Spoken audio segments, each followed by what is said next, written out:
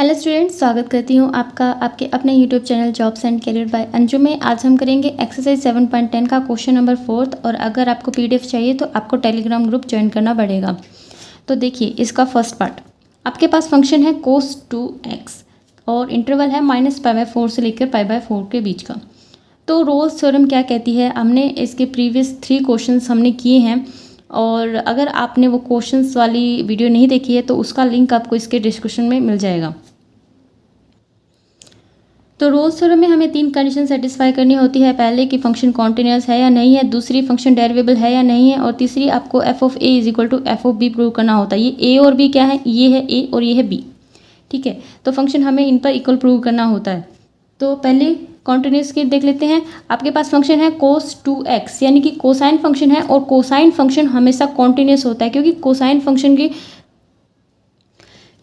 Function किस तरह से होता है, इस तरह से ही होता है ना,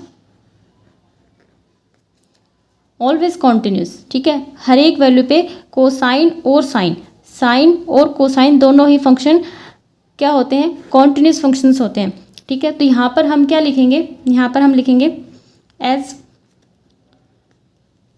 cosine function is continuous for all values of the x. तो देयरफॉर जो आपके पास f ऑफ x है वो भी क्या है, कॉन्टिन्यूस है। किस पर, इंटरवल क्या है आपके पास -π/4 से लेके π/4 तक। इसके बाद देखिए कॉन्टिन्यूस एक काम हो गया, दूसरा डेरिवेशन का काम रह गया। इसको एक स्टार दे देते हैं कि एक स्टेप हमने कर लिया। अब दूसरे स्टेप की तरफ चलते हैं। हमें ये सिद्ध करना है कि जो फंक्शन है इसका डेरिवेशन निकल सकता है। इसका मतलब ये फंक्शन डेरिवेबल है किस पे, इस इंटरवल पे, ठीक है। तो आप इसका डिफ्रेंशिएशन कीजिए। एफ डैश एक्स हम निकालते हैं, cos 2x का डिफ्रेंशिएशन, cos x का क्या होता है, sin x माइनस का sin x, राइट। तो यहाँ पे मैंने लिख दिया माइनस का sin 2x। अब देखिए इस 2x का भी तो होगा, 2x का क्या आ जाएगा यहाँ पर 2, तो ये आ गया माइनस का 2 sin 2x मेरे पास। तो एग्जिस्ट करता है ना इसका डेरिवेशन, ठीक है। तो इसका मतलब हम कह सकते हैं which exist for x belongs to -π/4 to π/4 and hence f of x is derivable on -π/4 to π/4, ठीक है। ये कुछ लाइनें होती है जो आपको हर एक में लिखनी पड़ती है कि हाँ ये फंक्शन डेरिवेबल है, हाँ ये कॉन्टिन्यूस है, बस और कुछ नहीं, ठीक है। तो आपके 2 स्टेप्स हो गए हैं। मेन आपको यहाँ पर एक आपको इसका डेरिवेशन निकाल के देखना है, बस आपको ये देखना है कि फंक्शन कैसा है, कॉन्टिन्यूस है या नहीं है। तो अब तीसरा स्टेप की ओर चलते हैं। हमें f of a is equal to f of b prove करना है। f ऑफ a आपके पास क्या है, f ऑफ आपको -π/4 निकालना है, ठीक है। आपको f ऑफ -π/4 निकालना है तो आपको ये π/4 किसके अंदर रखना है, फंक्शन के अंदर रखना है, क्योंकि अगर आप इसके अंदर रख देते हैं तो ये डेरिवेशन का है, f डैश x है, इसके अंदर नहीं रखना है। आपको किसके अंदर रखना है, f(x) के अंदर। f(x) आपके पास क्या है, cos 2x, तो cos 2x के अंदर हम इसको माइनस के π/4 को रखेंगे। तो रखिए cos 2x यहाँ पर है ना, तो यहाँ पर x की जगह पर आपको -π/4 रख देना है। आपके पास क्या आ जाएगा, cos माइनस का π/2, इस 2 से 2 कट जाएगा ना। अब देखिए cos -x क्या होता है, cos x ही तो होता है, तो हम यहाँ पर रख देंगे cos π/2 और cos π/2 की वैल्यू आ गई आपके पास 0। अब ये तो हो गया -π/4 पे, अब किस पे निकालना है, π/4 पे। तो π/4 पे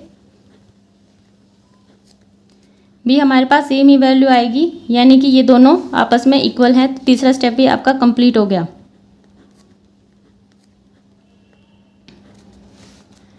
तो तीनों कंडीशंस हमारी सेटिस्फाई होगी, hence all the 3 conditions of the Rolle's theorem, all 3 conditions of Rolle's theorem are satisfied. अब रोल्स थ्योरम की सारी कंडीशंस हमने सेटिस्फाई की और बदले में रोल्स थ्योरम क्या देगी, हमें एक पॉइंट सी के बारे में इंफॉर्मेशन देगी। तो रोल्स थ्योरम क्या कहती है कि अगर इसकी तीनों कंडीशन सेटिस्फाई हैं, हेंस देयर एग्जिस्ट करेगा एक point, there exist a point C जो x के बराबर होगा, ठीक है, और बिलोंग करेगा इंटरवल के बीच से। और इस तरह से होगा कि अगर हम डेरिवेशन निकालेंगे एफ डैश सी तो वो क्या होगा आपके पास 0। ठीक है, तो ये जो चीज़ है आपको हर एक में लिखनी पड़ती है, सिर्फ आपके पास ये इंटरवल चेंज होता है और कुछ चेंज नहीं होता। ठीक है, इसके बाद देखते हैं हम एफ डैश सी आपके पास क्या आ गया, 0 आ गया। तो एफ डैश सी आपके पास 0 है, तो लिखिए आपके पास एफ डैश एक्स क्या है। एफ डैश एक्स क्या है आपके पास, ये है -2 sin 2x। लिखिए इसको -2 sin 2x। वैसे मैं लिखती नहीं हूँ एफ डैश एक्स, हमेशा एफ डैश सी ही लिखती हूँ सीधा। ठीक है, एंड देयरफॉर आपके पास एफ डैश सी क्या आ जाएगा, जहाँ जहाँ एक्स है वहाँ वहाँ सी लिखेंगे। एंड एफ डैश सी आपके पास क्या है, 0 है, तो ये हो गया आपके पास 0। ठीक है, इसके बाद यहाँ से हमें सी की वैल्यू चाहिए। सी की वैल्यू चाहिए, 2 को साइड लीजिए, 0 हो जाएगा, sin 2c आ जाएगा आपके पास। ठीक है, इज इक्वल टू 0। इसके बाद c क्या आ जाएगा, 0। sin 2c is equal to 0, तो c कितना आ गया, 0। तो यहाँ से आपको पता चल रहा है कि आपके पास c कितना है, 0, और 0 बिलोंग करेगा -π/4 से π/4 के बीच। Hence Rolle's theorem verified. तो ये था इसका फर्स्ट पार्ट, बिल्कुल इसके बाकी के 3 क्वेश्चन के जैसे। इसका सेकंड पार्ट और देखिए, तो क्वेश्चन नंबर 4 का सेकंड पार्ट देखिए। आपको एफ ऑफ एक्स गिवन है cos 2 इंटू एक्स माइनस π/4, ये आपको गिवन है, और आपको इंटरवल गिवन है 0 से π/2। ठीक है, तो सबसे पहले हम क्लोज इंटरवल पर क्या कॉन्टिन्यूटी चेक करेंगे। तो कॉन्टिन्यूस एज कोसाइन फंक्शन है तो ऑब्वियसली क्या होगा, कॉन्टिन्यूस होगा, चाहे कुछ भी हो इंटरवल। ठीक है, तो सिंस कोसाइन फंक्शन कॉन्टिन्यूस होते हैं हर एक वैल्यू पे, तो इसलिए ये फंक्शन भी कैसा है, कॉन्टिन्यूस है। इसके बाद हमें निकालना है कि ये डेरिवेबल है या नहीं है। तो हमारे पास एफ डैश एक्स क्या आता है। अब देखिए हम इसका डिफ्रेंशिएशन निकालते हैं। तो ये आपके पास कोस है और ये सारा आपके पास एक्स है, तो कोस एक्स का क्या हो जाएगा, माइनस का साइन एक्स, एक्स की जगह पर जो भी है आपके पास वो लिखिए। ठीक है, अब x की जगह पर जो भी था आपको उसका क्या निकालना है, डिफ्रेंशिएशन। तो डिफ्रेंशिएशन जब हम निकालेंगे तो देखिए 2x माइनस 2π/4 है आपके पास, क्या है, 2x माइनस 2π/4 लगा लीजिए। ये सारा तो कांस्टेंट है, इसका तो हो गया 0, और इसका क्या आ जाएगा 2। तो बस इतना इसका क्या आएगा, डिफ्रेंशिएशन, और यही डिफ्रेंशिएशन मैंने यहाँ पर लिखा है। ठीक है, तो डिफ्रेंशिएशन इसका निकल गया। इसका मतलब एग्जिस्ट करता है किसके लिए, इस इंटरवल के लिए, और ये ओपन इंटरवल है। यहाँ पर आपको हमेशा ओपन इंटरवल लिखना है, यहाँ पर क्लोज इंटरवल लिखना है। ठीक है, इसके बाद हमें तीसरे स्टेप की तरफ बढ़ना है। तीसरे स्टेप में हमें दोनों इंटरवल पर वैल्यू निकालनी है और देखना है कि वैल्यू इक्वल आती है या नहीं है। तो f0 पर मैंने वैल्यू निकाली है तो मेरी आ गई 0, एंड f π/2 पर जब मैंने वैल्यू निकाली तो वो भी आई 0। ठीक है, तो इसका मतलब दोनों वैल्यूज आपकी इक्वल होगी। तीनों कंडीशंस रोल्स थ्योरम की सेटिस्फाई हो गई हैं। एंड देयर एग्जिस्ट, जो वैल्यू हम लिखते हैं कि हमें एक पॉइंट मिलेगा c इस इंटरवल के बीच में रहेगा, सच डेट इस तरह से रहेगा कि उसका जो डेरिवेटिव है वो क्या रहेगा आपके पास, 0 उस फंक्शन का। ठीक है, तो एफ डैश सी हम निकालते हैं। जो हमारे पास एफ डैश एक्स था उस एक्स की जगह आपको सिर्फ c पुट कर देना है, एंड आपको निकाल लेना है इसके बाद c की वैल्यू। तो c मेरे पास आता है π/4, तो c मेरे पास आता है π/4, एंड π/4 बिलोंग्स करता है 0 से π/2 के बीच में। हैंस रोल्स थ्योरम वेरीफाई हो जाती है। ठीक है, इसके बाद इसका नेक्स्ट पार्ट देखते हैं।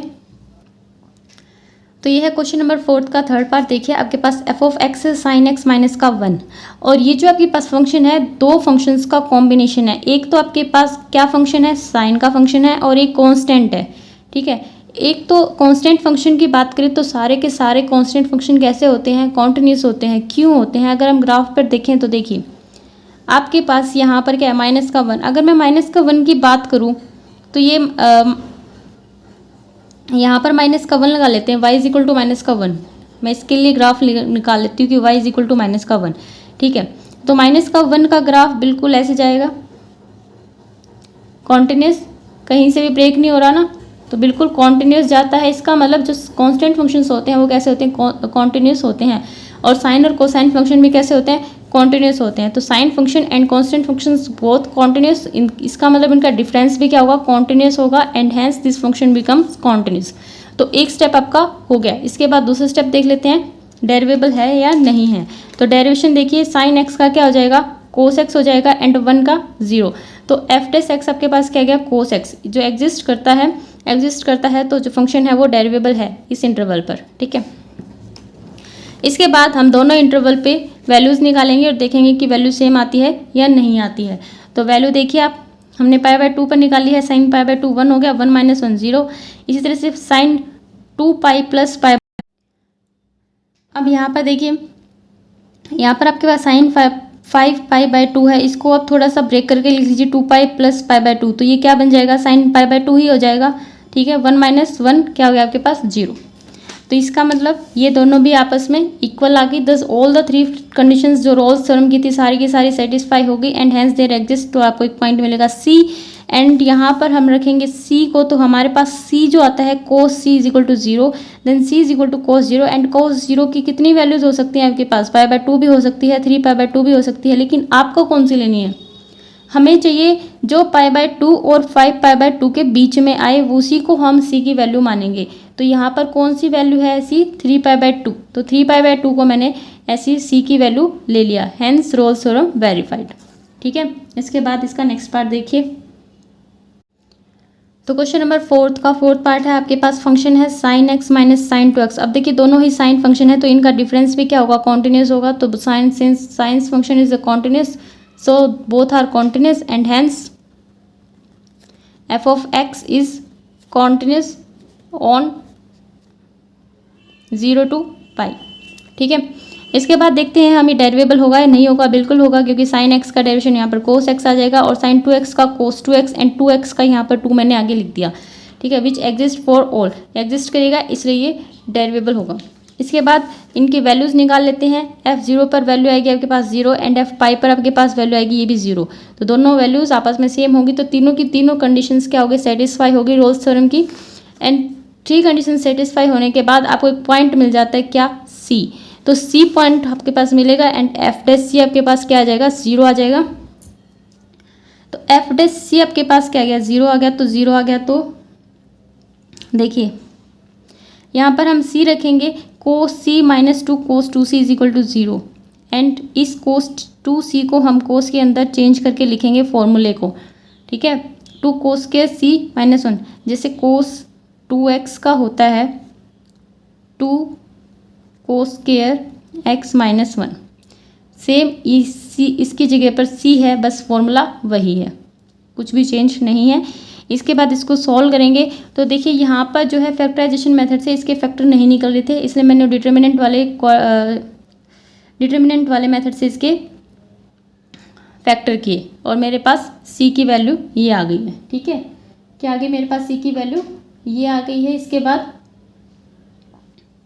तो यहाँ पर हम लिखेंगे हेंस रोल्स थ्योरम वेरीफाइड।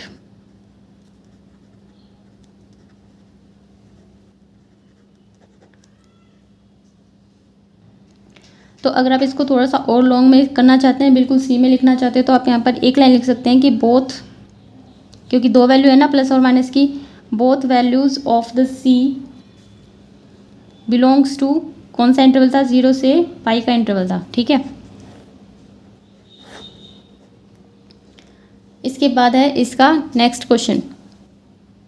तो इसके बाद करते हैं हम क्वेश्चन नंबर 4 का 5th पार्ट। तो देखिए आपके पास फंक्शन है sin x plus cos x minus का 1 और आपको ये फंक्शन इंटरवल दिया गया है 0 से लेके पाई बाय 2 के बीच में, ठीक है। तो यहाँ पर हमें सबसे पहले ये देखना है कि फंक्शन कॉन्टिन्यूस होगा या नहीं होगा। तो बिल्कुल होगा क्योंकि sin x भी कॉन्टिन्यूस है फंक्शन है और कोसाइन भी कॉन्टिन्यूस फंक्शन है और कांस्टेंट भी कैसे होते हैं, कॉन्टिन्यूस फंक्शंस होते हैं। तो यहाँ पर हम क्या लिखेंगे, सिंस साइन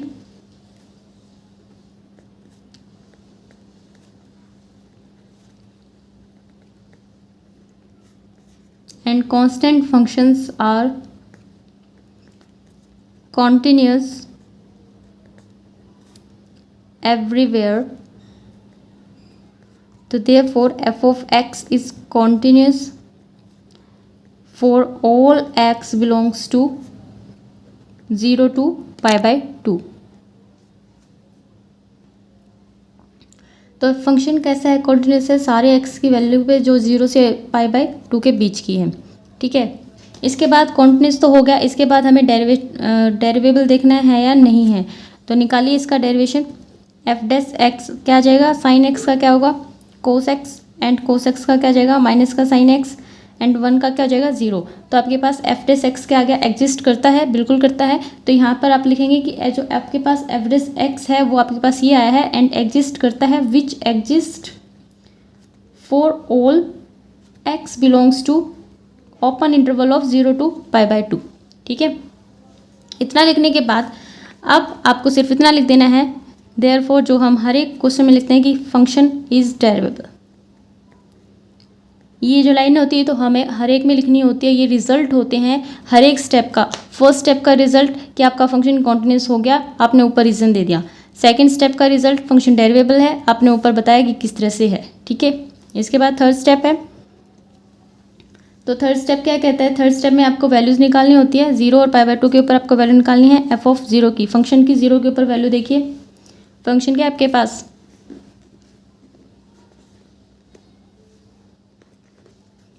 ये है function sine 0, sine 0 plus cos 0 minus का 1। साइन 0 क्या होता है 0, कॉस 0 1, एंड माइनस का 1 कितना हो गया 0। इसी तरह से आपको π/2 पर भी वैल्यू निकालनी है। साइन π/2 प्लस कॉस π/2 माइनस का 1। तो यहाँ पर देखिए साइन π/2 की वैल्यू कितनी हो गई 1, इसकी 0 और इसकी माइनस का 1। फिर यहाँ पर कितना आ गया 0। हैंस एफ ऑफ 0 बराबर है एफ ऑफ π/2 के। तो तीनों कंडीशंस आपकी सेटिस्फाई हो गई हैं। Hence, all the 3 conditions of the Rolle's theorem are satisfied. So there exists a point। देखिए ए पॉइंट ज़रूर लिखते हैं आप, एक से ज़्यादा पॉइंट भी आपको मिल जाते हैं कई बार, क्योंकि सी एटलीस्ट 1 आप लिख सकते हैं। So there exist at least 1 point x is equal to C and that's belongs to 0 to π/2 के बीच में मिलेगा। और इस तरह से मिलेगा कि जो आपके पास एफ डैश सी होगा वो क्या आएगा 0 आएगा। अब आपके पास जो मेन काम है वो है एफ डैश सी आपके पास है 0। यहाँ पर एफ डैश सी की वैल्यू निकालिए। एफ डैश एक्स क्या है आपके पास, एफ डैश एक्स की वैल्यू कोस एक्स माइनस का साइन एक्स है, कोस सी माइनस साइन सी आपके पास क्या आ जाएंगे 0। अब कोस सी, साइन सी को साइड लीजिए, ये प्लस का हो जाएगा। अब देखिए ये इसका तो कोई रिजल्ट नहीं निकलेगा, तो रिजल्ट हम कैसे निकालेंगे, आप एक काम कीजिए इसका टेंजेंट बना लीजिए। ठीक है, तो इसको जब मैं इस साइड लेके जाऊंगी यहाँ पर 1 छोड़ देंगे और ये आ जाएगा साइन सी अपॉन कोस सी। तो 1 tangent C, that's implies that कि आपके पास टेंजेंट सी क्या आया है 1। ठीक है, अब आपको पता है कि टेंजेंट सी 1 कब होता है, टेंजेंट 1 कब होता है π/4 पर होता है ना। तो tangent c is equal to tangent π/4 लिख सकते हैं आप 1 की जगह पर। तो सी कितना आ गया आपके पास π/4 आ गया, and that's belongs to 0 to π/2 के बीच में बिल्कुल π/4 आता है, and hence the Rolle's theorem verified.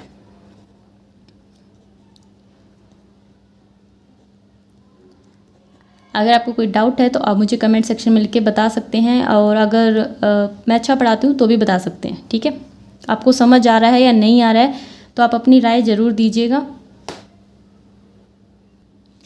इसके बाद है क्वेश्चन नंबर 5। क्वेश्चन नंबर 4 का एक लास्ट पार्ट रह गया, वो आप अपने आप कर लेना, बिल्कुल आसान सा है। तो क्वेश्चन नंबर 5 देखिए, आपको वेरीफाई करना है Rolle's theorem for the function. आपका फंक्शन दिया गया है, लॉग का फंक्शन है इस बार, और इंटरवल है ए से लेकर बी तक, जहाँ पर ए और बी क्या है पॉजिटिव रियल नंबर्स हैं, पॉजिटिव रियल नंबर्स हैं। ठीक है, तो ये बात आपको बहुत ध्यान रखनी है कि ए और बी पॉजिटिव रियल नंबर है यहाँ पर। तो लॉग का फंक्शन कॉन्टिन्यूस होता है या नहीं होता। देखिए लॉगरिथम के जो फंक्शंस होते हैं बिल्कुल कॉन्टिन्यूस होते हैं, लेकिन एक शर्त होती है। क्या शर्त होती है कि आपके पास x की जो वैल्यू है वो ग्रेटर देन 0 होनी चाहिए, तो ही लॉगरिथम के फंक्शन क्या होंगे कॉन्टिन्यूस होंगे। और यहाँ पर आप वैल्यू चेक कीजिए, ए और बी आपके पास क्या है, पॉजिटिव रियल नंबर है, यानी कि पॉजिटिव, जब जीरो से इस साइड जाते हैं तो पॉजिटिव नंबर आते हैं। तो इसका मतलब यहाँ पर जो ए और बी है उनकी वैल्यू बिल्कुल एक्स से क्या है, ज़ीरो से क्या है, बड़ी है। इसका जो मेन रीज़न है ये बताने का ये है कि फंक्शन कॉन्टिन्यूस है। ठीक है, लेकिन लिखेंगे कैसे, पता तो चल गया हमें कि फंक्शन कॉन्टिन्यूस है जब लॉगरिथम एक्स से ज़्यादा, जीरो से वैल्यू बड़ी होती है तो लॉगरिथम फंक्शंस कॉन्टिन्यूस होते हैं हमारे पास। तो यहाँ पर हम लिखेंगे यही, since logarithm functions are continuous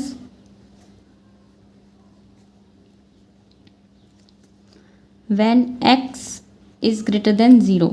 ठीक है, जब x की वैल्यू 0 से बड़ी हो तो logarithm फंक्शन कॉन्टिन्यूस होते हैं।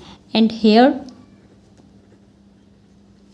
जो फंक्शन है उसके पास एक डेफिनेट वैल्यू है, किसके लिए,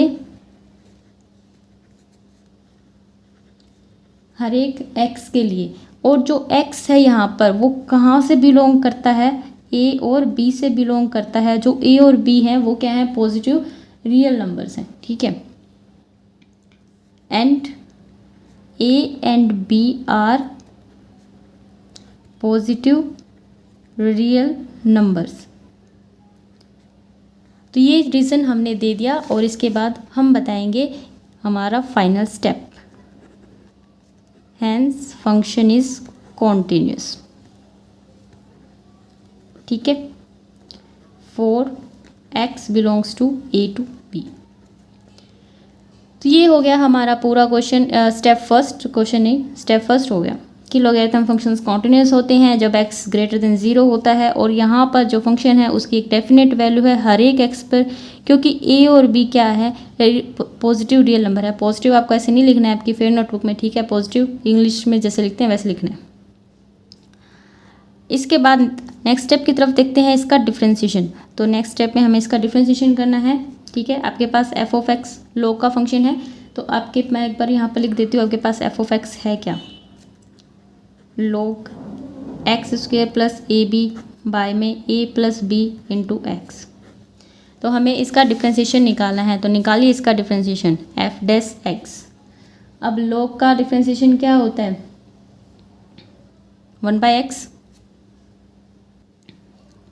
तो log का डिफ्रेंशिएशन 1/x होता है, लेकिन क्या आप इसका निकाल सकते हैं ऐसे ही सीधा, या फिर आपके माइंड में कुछ फॉर्मूला आ रहा है, बिल्कुल आ रहा होगा। क्या फॉर्मूला, log m/n, क्योंकि हम पहले इसको तोड़ेंगे तभी तो निकालेंगे, ऐसे डायरेक्ट थोड़ी ना निकाल देंगे। ठीक है, तो आपके पास क्या आ जाएगा, इसको तोड़िए, log x square plus A B minus log a plus B into में x। अब यहाँ पर अगेन आपके पास एक फॉर्मूला बनता है log m इंटू n का, इसको भी खोल दीजिए, log एक्स स्क्वेयर प्लस ए बी माइनस log, अब ये कैसे आया,